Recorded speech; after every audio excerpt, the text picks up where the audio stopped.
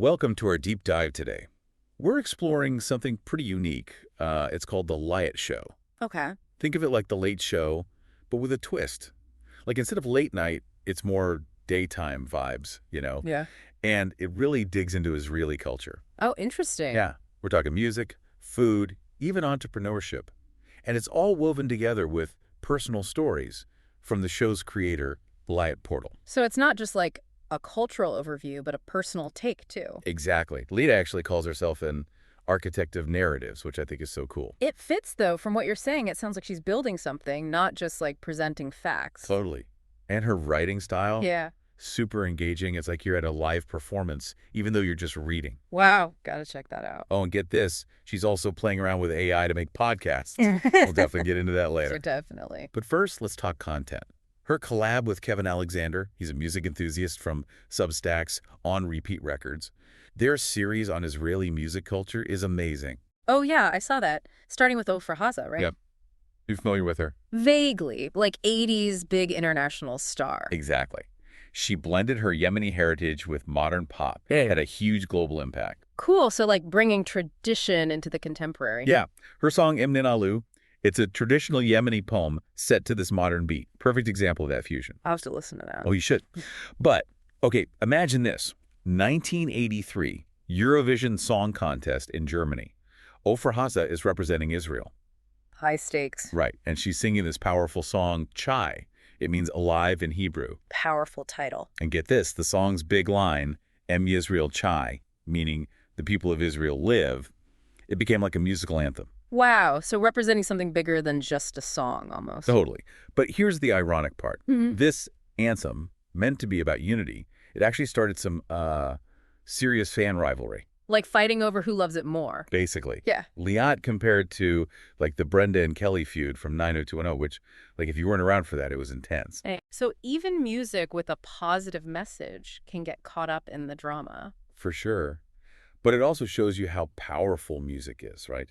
Like it evokes these strong emotions, even when it's about coming together. Makes you think. Right. And beyond the drama, there's this beautiful idea that music can be like connective tissue, bringing people together despite their differences. Especially in a diverse society like Israel.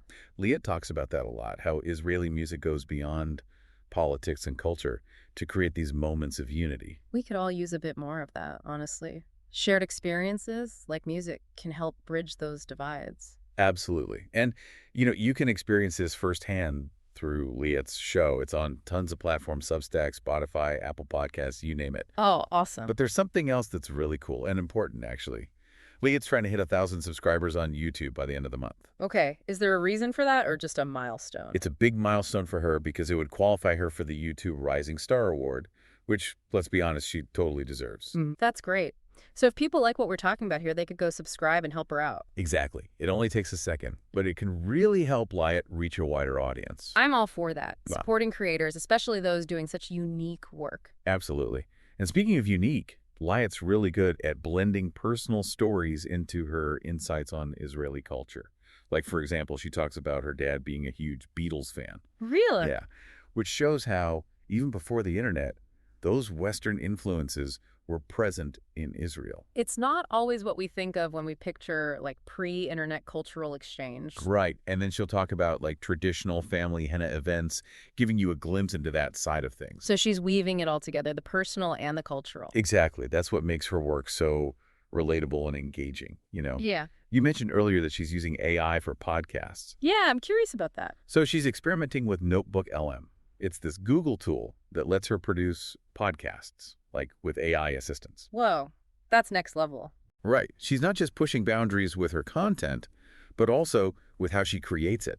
Like, it's a glimpse into the future of storytelling. And imagine if she wins that YouTube award, even more people will get to see what she's doing. Exactly. It could really help her take her innovative approach to a whole new level. And with Notebook LM in her toolkit, who knows what she'll come up with next. So to be clear, we should all go subscribe to her YouTube right now. Yes. It's a simple act, but it can make a world of difference. And of course, you can support her in other ways too. Subscribing to her Substack, Spotify, Apple Podcasts, Patreon, Medium. So many options. Right. The more we support creators like Liat, the more we're encouraging that innovation and diversity in storytelling. Couldn't agree more. Now, before we move on to other fascinating aspects of the Liat show, what stands out to you so far? What are you most curious to explore further? What really gets me is how Liat keeps coming back to music as this unifying force in Israeli society. It's true, right? It's more than just like entertainment. It's tied into the history, the culture, all those influences. Definitely. And it brings us back to Ofra Haza. Oh, for sure. Liat and Kevin, they have a whole series on her, starting with that Eurovision performance we talked about, Chai. Oh, yeah, with Am Yisrael Chai. Exactly. And Kevin points out something interesting. The lyrics, while super powerful, can actually be interpreted in a lot of different ways. Depends on who's listening, their background. So like one song, multiple meanings. Yeah, kind of like a musical Rorschach test, you know? I like that. And don't forget the context of that performance. Eurovision in '83 was held in Munich, Germany. Whoa, heavy. Right. Imagine the weight of history Ofra Haza carried as she sang about resilience. Gives me chills just thinking about it. Me too. It shows how music can tap into these deep emotions, sometimes even conflicting ones. Like, even within a shared experience, people take away different things. Exactly. And Liat talks about this too. Israeli music, even though it often reflects a national identity, it also brings in personal journeys, those ethnic influences. Creating a really unique sound, I bet. She uses the term melting pot to describe all the different Jewish communities in Israel, each one bringing its own traditions to the mix. Like a musical tapestry or something? Yeah, and just like their cuisine blends flavors from all over, the music does the same, historically, traditionally, personally. Wow, it all connects. And this is what Liat connects to Ofra Haza's global success. That ability to blend Yemeni folk music with modern pop, it made her music universally appealing. Makes sense. Bridging the gap between, like, familiar and new. Right. Her song, In Nin'Alu, that's a perfect example. Traditional poem, contemporary beat. That fusion again. Yep. Liat and Kevin talk about how that blend old and new, traditional and modern music. It's a big theme in Israeli music. Probably reflects the country itself, too, right? Exactly. Constantly navigating its ancient roots and its modern aspirations. Music becomes the soundtrack. I love that. And speaking of journeys, Liat's own journey as a creator is pretty remarkable, using platforms like YouTube to share her voice. And, supporting creators like Liat. It's so important, especially now. Agreed. Fostering different perspectives, encouraging innovation in how stories are told. Exactly. Yeah. Remember how we mentioned she's aiming for 1,000 YouTube subscribers by the end of the month to qualify for that Rising Star Award? Yeah, that'd be huge for her. It really would. So if you're enjoying what you're hearing about the Liat show, head over to her YouTube and subscribe. It would mean a lot. Definitely. And let's not forget her other platforms, Substack, Spotify, Apple Podcasts, even Patreon and Medium. She's everywhere. Which is great, right? More ways to connect with her work. It all helps. Totally. Now let's get back to Ofra Haza for a minute. Liat and Kevin discuss how her upbringing in Hatipa, it's a working class area of Tel Aviv, really shaped her music. Interesting. So like her environment influenced her sound? Exactly. They also talk about how Israeli music, especially back then, played a big part in helping people cope, find hope during tough times. Makes sense. Music can be such a powerful tool for processing emotions, finding connection. It is. And Liat even shares some of her own memories, how Ofra Haza's music was everywhere when she was a kid, on TV, at festivals. So woven into the fabric of life there. Completely. And it shows how those early influences, they can shape our artistic tastes, inspire us creatively. Which is what Liat's doing now, right? With her own project. Absolutely. It's a testament to that spirit of exploration. And let's not forget that tech angle. Using Notebook LM for her podcast, that's cutting edge. It is. Like we're seeing the future of storytelling unfold. Imagine with AI helping her create, she could make even more content across all these platforms, reaching so many people. Exactly. It's exciting to think about. And that's what we want, right? Her stories, reaching more people, sparking conversations, inspiring others. For sure. And again, supporting her YouTube is a great way to make that happen. Subscribe, share her videos. Not just supporting Liat, but supporting that kind of innovative storytelling. Totally. And while you're at it, check out her work on Substack, Spotify. Explore it all. The more support she gets, the more she can focus on creating amazing content. Agreed. So let's talk about Liat's own music discovery journey.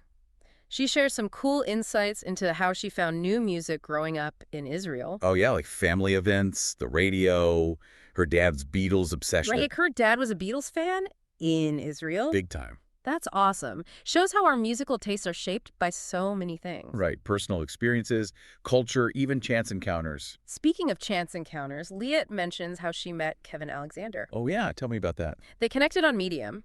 Kevin was an editor who approved one of Liat's articles. Wow, what are the odds? Right, talk about serendipity. It just shows you never know where your creative path might lead.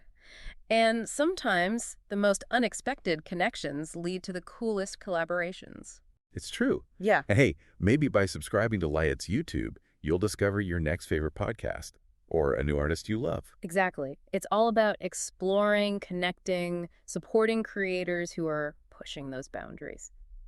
So we're back, diving into The Liat Show. We were just talking about Liat's own path of music discovery, right? Her dad's love for the Beatles, meeting Kevin on Medium. Yeah, what a story, huh? Shows the power of those shared passions and how, random connections can spark these creative partnerships. Totally. And, that's kind of what Liat's doing with her own show, especially on YouTube. Building a community. Yeah, a place where people can learn about Israeli culture, have conversations. The more subscribers, the bigger that community gets. Yeah, exactly. So if you're enjoying this deep dive, want to be part of it, go subscribe to her YouTube channel. Makes sense. Now, back to Liat and Kevin talking about Ofra Haza. Remember that controversy around her Eurovision performance of Chai? Oh, yeah, a song about unity causing, fan wars. It's wild, right?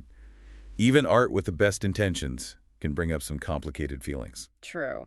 And speaking of complicated, what about that song, Shir Hafrecha? Oh, interesting one.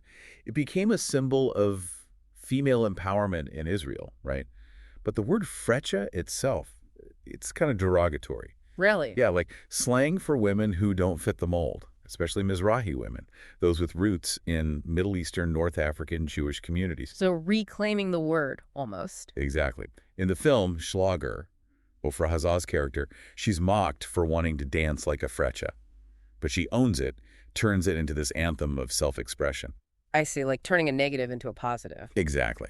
Liat and Kevin talk about how this song started a conversation about gender roles, stereotypes, challenging the norm. Using art to spark dialogue, that's powerful. It is.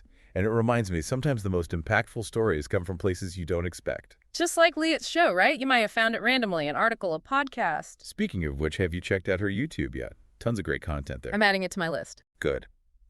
Now back to Ofra Haza. Liat and Kevin also talk about how her music, it went beyond borders, influenced artists all over the world. That's amazing. Her blend of Yemeni folk and modern pop, it introduced people to Israeli music, A bridge between cultures. Totally. And that's something Liat tries to do with her own work, too. And remember, one way to help her reach more people is through YouTube. Right. Getting to 1,000 subscribers this month would be huge. Not just for the award, but for the algorithm, too, right? Exactly. So if you haven't yet, please subscribe. Help her get there. Will do. Before we wrap up, I just want to say, Liat's show, it's more than just entertainment. Agreed. It's a platform for learning, connecting, exploring ideas. Whether you're on Substack, Spotify, Apple Podcasts, Patreon, Medium, She's got it all. you're engaging with a voice that's doing things differently, pushing boundaries, And if you really want to support that, YouTube's the way to go. for sure. So to sum it all up, The Liat Show blends Israeli culture, personal stories, and these innovative ways of creating content. It makes you think, challenges conventions, and honestly, it's just really engaging. Exactly. And who knows, maybe it'll inspire you to create your own story to share with the world. I like that. Thanks for joining us on this deep dive into The Liat Show, and keep exploring.